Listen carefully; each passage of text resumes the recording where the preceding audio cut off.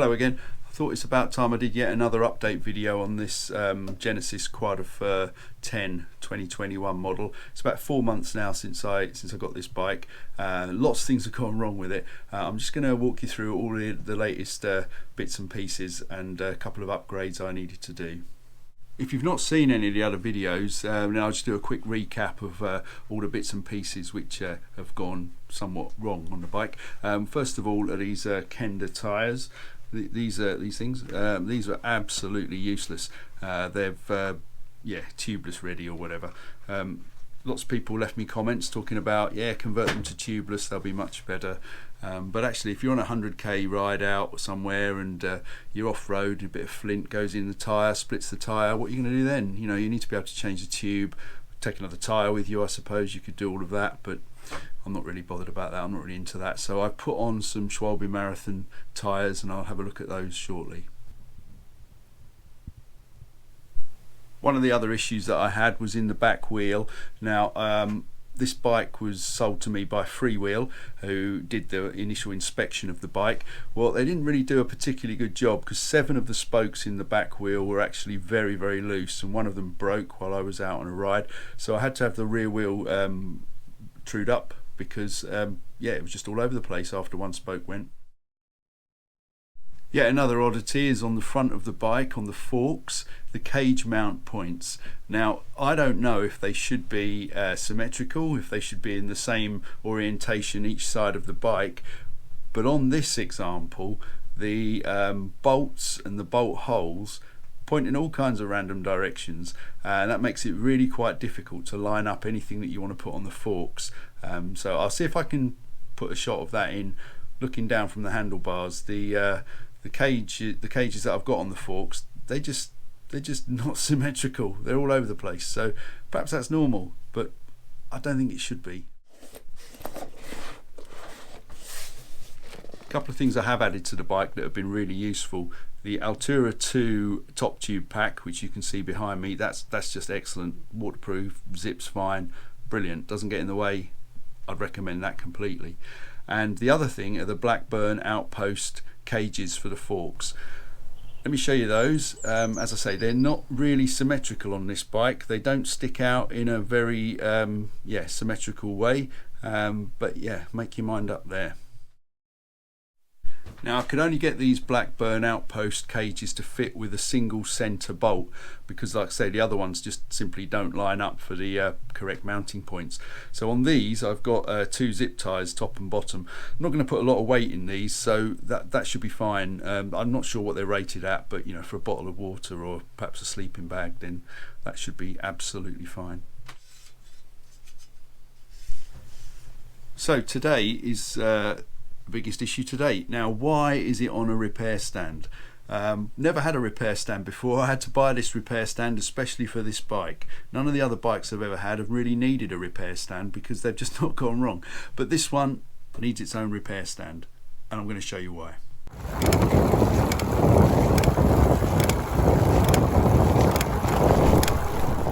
In the 4 months I've had this bike, I've done about 6,000 kilometers, mostly on roads or unmade roads. Nothing really sort of gravelly or gnarly, no off-piste tracks or anything like that. Just gravelly country roads, really.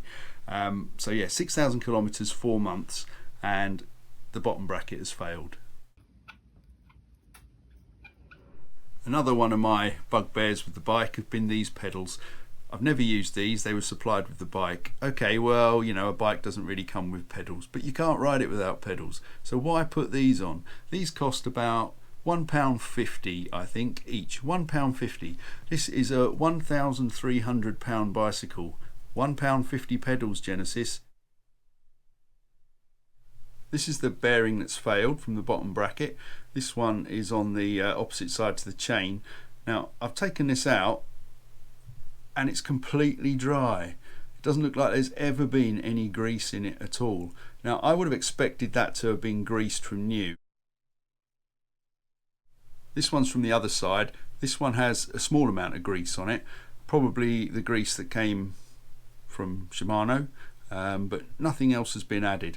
Now, if you look at the shaft, you can see that the shaft is actually completely dry as well. So just not good for bearings. I don't know much about bottom brackets on bikes, but I do know they probably need a bit more grease than this. So let's have a look at the shaft now and see what that looks like. This is totally dry. I haven't cleaned this. There's no grease on it at all. It is just ridiculous. I mean, how is that ever supposed to stay anywhere good, really? It's just waiting to fail. Just one more point on this bottom bracket. This, as I said, is a £1,300 bike direct from Genesis. This is a £12 bottom bracket. This is the cheapest Shimano bottom bracket that they could have fitted. This is not adequate for a bike that's designed to be ridden off-road. This is the sort of thing you'd find on a £200 bike, not a £1,300 bike. So how am I going to solve this bottom bracket problem? Well, I've decided I'm going to double the budget. Double the budget, almost £30. And I've got a Shimano BBR60 as an upgrade. So this might last a little bit longer than 6,000 kilometers. So I'm going to fit that now.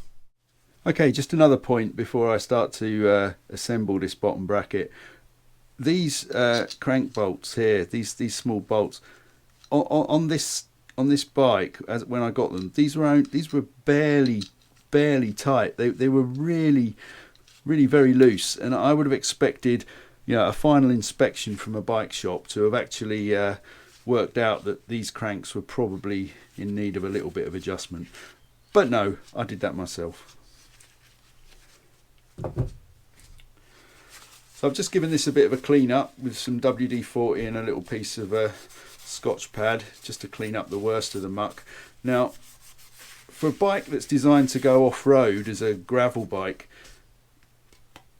no grease and water penetration into this area here is just the worst thing that can happen. So yeah, I'd really like this to have been better, but that's completely failed.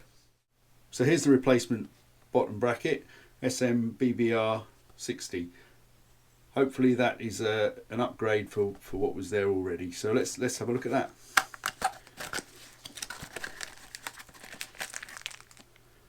There's one side. Wow, look at that. That's a rare thing. I don't know if you can see the grease in there, but there's actually green grease in there.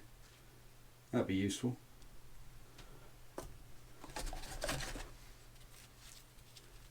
Now this is supplied as part of the kit. This is an adapter.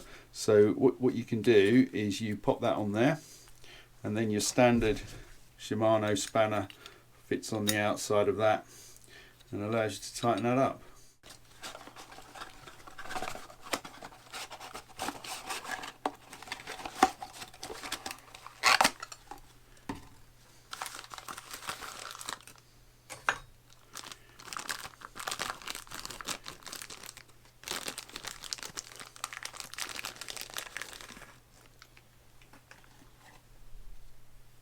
It's the other side, complete with oh, it's got more grease on it. So I don't know how much you're going to be able to see of this, but I've put some red grease in here. I quite like red grease. Probably the wrong stuff for some people, but it's good waterproof tacky grease, and that seems to be more than adequate for keeping this clean and lubricated inside there. So first of all, I'm just going to check the thread on this, make sure it fits. There we go, that's all nice. Just do it up hand tight, go all the way in. There it is. The other side.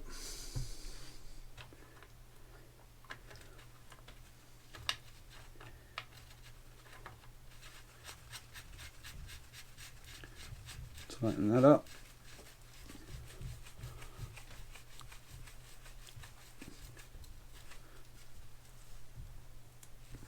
There we go. That's in.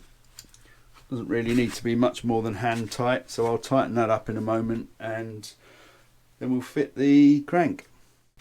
Fit that on the adapter. It's give that a little pinch. Doesn't need more than that. And I'll do the other side now. Okay, I've turned the bike around now. I've got plenty of lubrication in that bottom bracket. Just need to assemble this side of the crank as well. Might be a bit dark, but this has got some decent grease on it.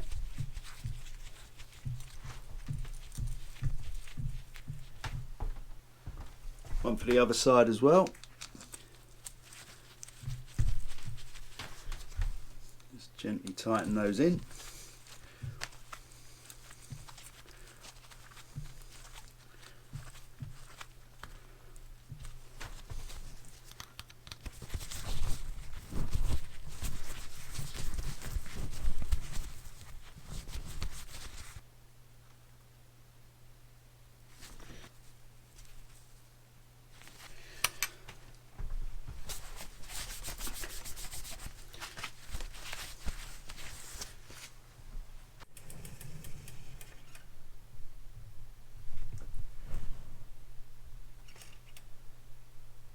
So there you are, that's the bottom bracket replaced. It's all back together properly, lots of grease in there.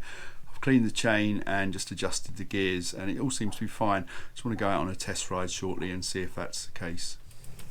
I think the disc brakes are a bit noisy in there, probably got some crud off of the road. So this bike was bought from the Genesis website through the freewheel system. That was all fine, the transaction went no problem at all. The bike arrived in a big box. You might have seen one of the other videos that I made when it arrived. I'll post that up here somewhere so you can have a look at that. The bike's great. I do like the bike. The thing with it is everything's mechanical. I didn't want hydraulic disc brakes.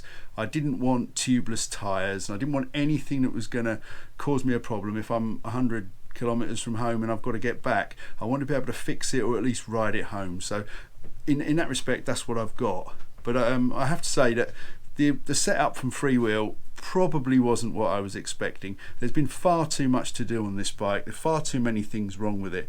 I fixed them all now, I think, hopefully. 4 months on, 6,000 kilometers. Hopefully I should be in for some more better riding, trouble-free riding. Would I buy another Croix de Fer 10? No.